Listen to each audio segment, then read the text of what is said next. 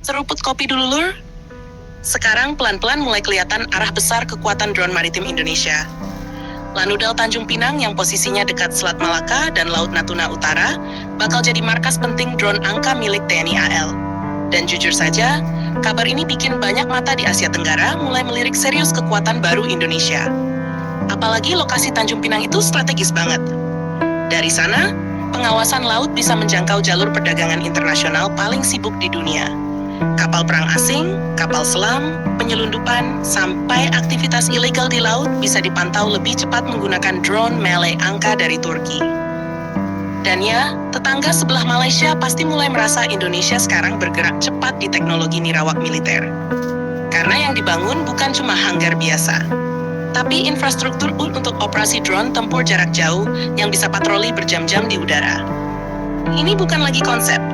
Ini sudah masuk tahap persiapan nyata. Drone angka sendiri dikenal sebagai UCAV atau Unmanned Combat Air Vehicle. Drone ini punya kemampuan terbang tinggi, endurance panjang, dan bisa membawa sensor pengintaian modern. Bahkan dalam beberapa versi, angka mampu membawa rudal presisi dan bom pintar. Kalau benar nanti ditempatkan penuh di Tanjung Pinang, maka TNI AL bakal punya mata terbang permanen di wilayah barat Indonesia. Bayangin, Lur. Sebelumnya, pengawasan laut banyak mengandalkan kapal patroli dan pesawat maritim. Tapi sekarang drone bisa terbang terus-menerus lebih lama dengan biaya operasional lebih murah. Ini yang bikin banyak negara sekarang berlomba memperkuat drone militer mereka. Turki sendiri sukses besar lewat teknologi drone. Mulai dari Bayraktar TB2 sampai Angka, semuanya sudah dipakai di banyak konflik modern. Dan Indonesia sekarang mulai masuk ke jalur kerjasama itu.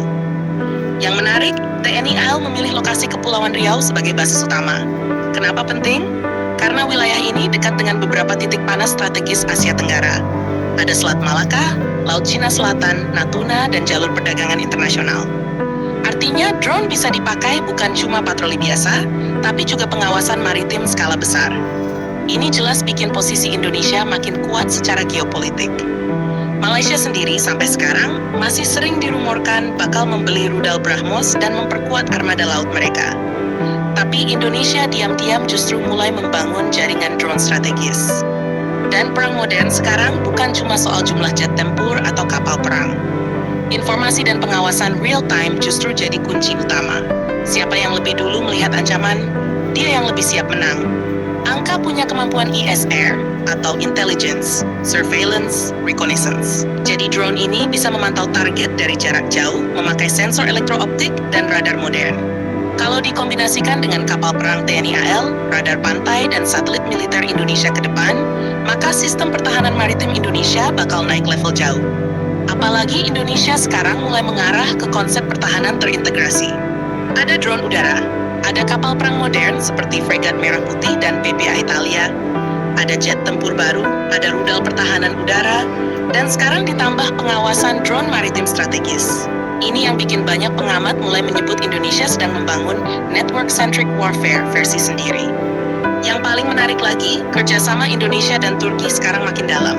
Bukan cuma drone angka saja, sudah ada Kaan, sudah ada Bayraktar, sudah ada pembahasan rudal, sudah ada kapal fregat Istif. Dan kemungkinan transfer teknologi juga mulai terbuka perlahan. Turkifikasi alutsista Indonesia mulai terlihat nyata, Lur. Dan kalau proyek Lanudal Tanjung Pinang selesai, maka kawasan barat Indonesia bisa berubah jadi salah satu pusat operasi drone militer paling penting di Asia Tenggara. Bahkan nantinya bukan tidak mungkin drone TNI AL bisa melakukan patroli rutin sampai wilayah Natuna secara intensif. Ini penting karena Laut Natuna Utara beberapa tahun terakhir sering jadi wilayah sensitif akibat aktivitas kapal asing. Dengan drone, endurance panjang, pengawasan jadi jauh lebih efektif dibanding hanya mengandalkan kapal patroli. Indonesia akhirnya mulai bergerak ke arah peperangan modern berbasis sensor, data, dan drone. Bukan cuma beli alutsista mahal untuk dipamerkan, tapi benar-benar membangun sistem tempur modern. Dan kalau semua proyek ini berjalan lancar, kekuatan maritim Indonesia beberapa tahun ke depan bakal berubah drastis. Tetangga mungkin mulai waspada, tapi buat Indonesia, ini memang langkah yang sudah seharusnya dilakukan sebagai negara kepulauan terbesar di dunia. Karena menjaga laut Indonesia yang sangat luas tanpa drone modern, itu hampir mustahil. Sekarang tinggal kita lihat, seberapa cepat proyek hanggar angka ini selesai dan kapan drone-drone tersebut mulai aktif penuh menjaga langit dan laut Indonesia. Jangan lupa subscribe, like, dan komen di bawah sambil ngopi.